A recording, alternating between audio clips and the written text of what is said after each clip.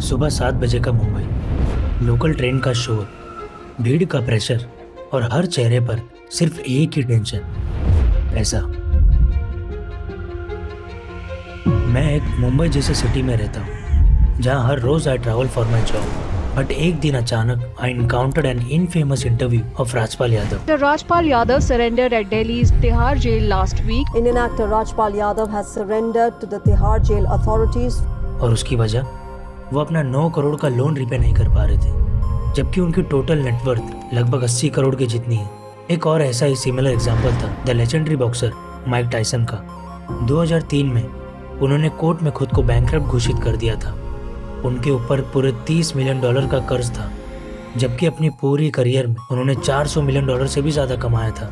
और फिर विजय माल्या, जिन्हें किंग ऑफ गुड टाइम कहते हैं, आज वही तो अपने कर्जों की दुनिया से भाग रहे हैं। और ये सब चीजें मन में एक सवाल लेके आती है। कल तक जो लोग सक्सेस की मिसाल थे, आज वही कर्ज के बोझ के तले दब गए। एंड देन आई रियलाइज, ये प्रॉब्लम सिर्फ बिग शॉट्स, बिलियनर्स, मिलियनर्स की नहीं, आज तो हर कोई ये प्रॉब्लम फेस करता है। क्योंकि हमारे जितने भी एक्शंस या मोटिवेशंस होते हैं, उन सब के पीछे कहीं ना कहीं पैसे को हासिल करना ही तो होता है। बट व्हाट्स द पॉइंट पैसे को हासिल करके, जब असली प्रॉब्लम उसे मैनेज करने में ही है। More Indians than ever before are now using credit cards. India's youth is living in a world of instant gratification. India's spending habits are changing. Is now in a habit of spend first, pay later. Bharat का युवा जो फंसता जा रहा है एक debt trap में। Trouble that's brewing at the bottom of India's economic pyramid. But today, being in debt feels normal. Debt is like a lifestyle choice. आज Indian history में क्रेडिट कार्ड डिफॉल्ट्स बढ़ते जा रहे हैं। क्रेडिट कार्ड बोरोइंग जो जुलाई 2021 में 1.32 लाख करोड़ का था, वही आज डबल हो चुका है, 2.91 लाख करोड़ का हो चुका है। कर्ज एक ना दिखाई देने वाला बोझ है जो सबसे वनरेबल लोगों के कंधों पर पड़ा हुआ है। लेकिन एक सेकंड के लिए अपने बारे में सोचो, आखिर आपका पैसे के साथ रिश्ता है क्या? पैसा क्या मायने रखता है आपके लिए? क्या वो आपकी ज़िंदगी में आते ही तुरंत चला भी जाता है? क्या पैसे ने तुम्हें कमज़ोर बनाया है? ऐसी कमज़ोरी जहां आप जल्दी अमीर बनने वाले स्कीम्स में फंस गए, या किसी गुरु के कोर्स के चक्कर में जो कहता है बस ये बाय कर लो, आप रिच बन जाओ। मेरे पूरे चैनल का एम ऐसे टॉपिक्स को टच करना है, पर मुझे रियलाइज़ हुआ हमारी परसेप्शन ऑफ मनी कभी कभी एबिलिटी टू अर्न मनी से भी ज़्यादा इंपॉर्टेंट होती है। क्या फ़र्क पड़ता है आप ईयरली 6 फिगर जितना कमा रहे हो, लेकिन कितना उस साल के अंत में आपके पास बच जाता है? सो हम कहाँ डिस्कनेक्ट हो रहे हैं? इसी मिस्ट्री को सॉल्व करते हैं, और सिर्फ सॉल्व ही नहीं, एक ऐसे फ्रेमवर्क को भी समझते हैं जो कि पर्सनल फाइनेंस में सिखाया जाता है, लेकिन हमारे फॉर्मल एजुकेशन में कहीं खो जाता है।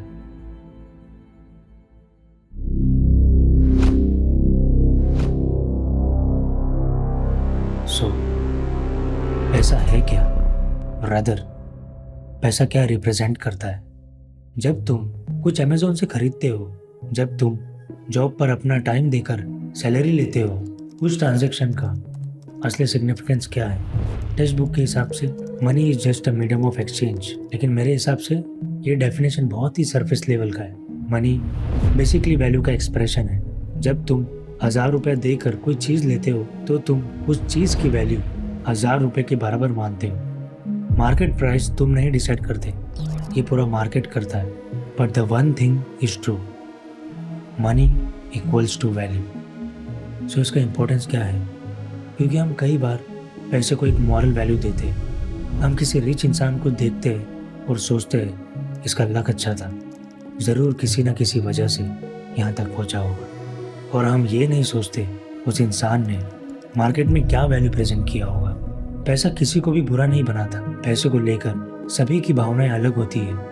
आप अपने पैसे से जो भी चॉइसेस करते हो वो आपकी मॉरल वैल्यू को दर्शाता है। पैसा सिर्फ तुम्हारे ऑप्शंस बढ़ाता है, तुम्हारे होराइजन को ओपन करता है। तो मनी एक वैल्यू का एक्सप्रेशन है। सो अब क्या, एक आदमी जो अपने लोन EMIs भरता रहता है या क्रेडिट कार्ड डेट में डूबा हुआ है, उसके लिए ये डेफिनेशन से क्या बदल जाएगा? तो इस सवाल का जवाब देने के लिए मैं आपको दूसरा सवाल पूछता हूँ, आखिर पैसा है क्या? आपके लाइफ में पैसा आएगा और पैसा चला भी जाएगा। ये दोनों प्रोडक्शन वर्सेस कंजम्पशन का गेम है। ज़्यादातर लोग पैसा तब जनरेट करते हैं जब वो कोई वैल्यू प्रोड्यूस करते हैं, काम, जॉब, स्किल। और पैसा तब ख़त्म होता है जब तुम कुछ कंज्यूम करते हो, नेटफ्लिक्स, घर, रेंट, शॉपिंग। अगर तुम अपने लाइफ का टोटल पैसा कैलकुलेट करो और सोचो कि कितना बचा हुआ है या फिर कितना आपने इन्वेस्ट किया है, तब आपको समझेगा कि कहीं ना कहीं प्रॉब्लम आपके कंजम्पशन साइड में है। इंडिया टुडे के डेटा के हिसाब से इंडियाज़ फाइनेंशियल फैमिली प्लानिंग सबसे वर्स्ट है। वो पेचेक टू पेचेक जी रहे हैं। इनकम मैटर नहीं करती अगर तुम्हारी कंजम्पशन टॉक्सिक है। माइक टायसन जैसे सेलिब्रिटी बैंकरप्ट हो गए। प्रोडक्शन हाई, कंजम्पशन अनकंट्रोल, और यही है एक असली रैट रेस।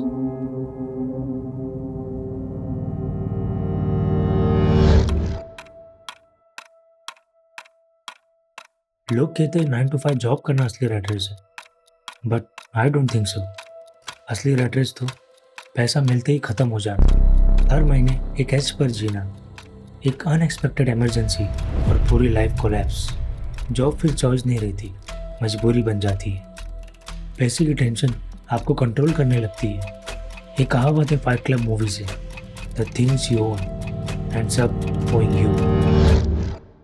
पर गुड न्यूज़, ये साइकिल टूट सकता है। सबसे पहला स्टेप, अपने कंजम्पशन को समझना, अपने एक्सपेंसेस को एक एक कैटेगरीज में डिवाइड करना, housing, food, transportation, entertainment, bills and so on, और खुद को एज अ कंज्यूमर की नज़र से देखना।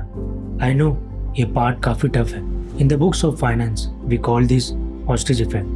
The hostage effect is a cognitive bias where people avoid negative information such as bad financial news and pretend like this problem doesn't exist.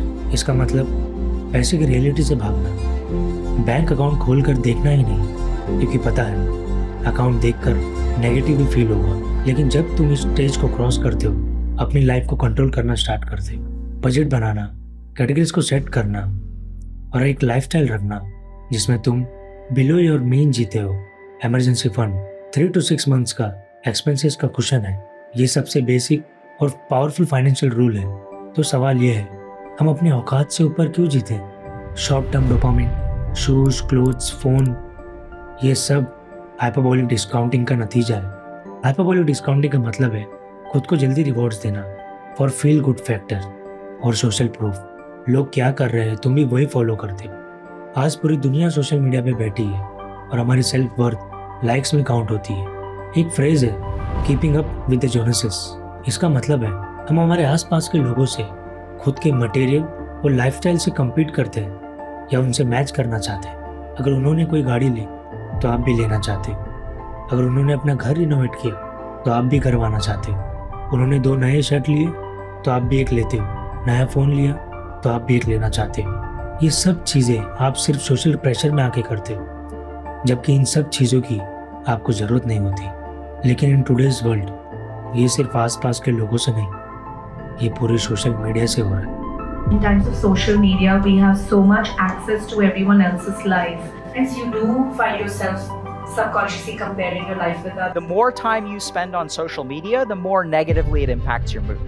एक बात clear कर दूँ, मैं आपसे ये नहीं कह रहा हूँ कि महंगी गाड़ी, अपना लाइफस्टाइल या ज्वेलरीज लेना बुरी बात है या फिर कुछ कंज्यूम करना बुरी बात है।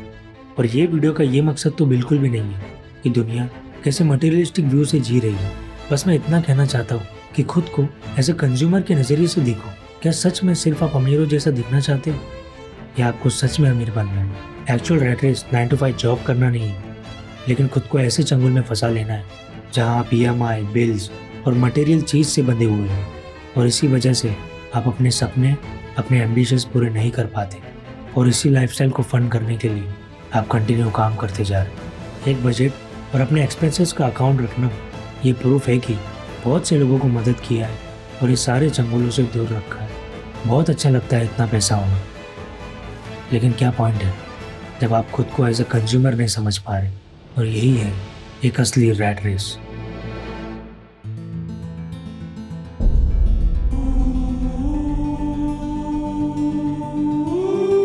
अब ये सब तो समझ लिया, बट अब समझते हैं कि एक्चुअल में पैसा कैसे कमाना है।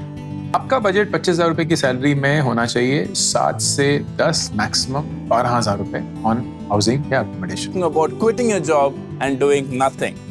Maybe enjoying your prime time of your life, beach somewhere, basking in the sun. Personal finance channels like Ankur Warikoo या फाइनेंस विद शरण, ये दोनों चैनल्स बहुत अच्छे हैं तुम्हारी कंजम्पशन साइड के इक्वेशन को समझने के लिए। लेकिन आई विश अगर वो एक और चीज़ सिखा पाते कि पैसा कैसे बनाना है, then that would be a great. But मैं समझता हूँ कि वो क्यों नहीं सिखाते, क्योंकि कंजम्पशन साइड को मैनेज करना is very easy rather than to increase your income. बहुत सारे ऑडियंसेस व्यूअर्स से बात करना और बहुत से लोगों के लिए जो आइडिया वर्क होगा उसी के बारे में तो बात होगी। हम देख सकते हैं कि इसकी तो पूरी कम्युनिटी बन चुकी, लाइक फायर कम्युनिटी। एक ऐसा मूवमेंट है जो आपको कहता है अपनी लाइफ फ्रुगैलिटी से जियो, सिर्फ ज़रूरत की चीज़ों पर खर्चा करो, इन्वेस्ट और सेव करो और जल्दी रिटायर हो जाओ। मिनिमलिस्ट, इसका भी सिमिलर व्यू है लाइक फायर कम्युनिटी, बट ये ज़्यादा फिलोसॉफिकल पोजीशन पे ध्यान देता है। It's more about materialism of a world. Ankur Warikoo और फाइनेंस विद शरण जैसे लोग इन्हीं चीज़ों पर ध्यान देते हैं, live frugally, save money, invest early. लेकिन इसमें कोई बुराई नहीं है, क्योंकि ये सभी लोगों के लिए काम करता है, चाहे आपकी इनकम कुछ भी हो। लेकिन लेट्स बी ऑनेस्ट, आपको क्या लगता है अंकुर वारिकू और फाइनेंस विद शरण अपनी ज़िंदगी बिलो योर मीन जीते हैं या फ्रुगैलिटी से जीते हैं?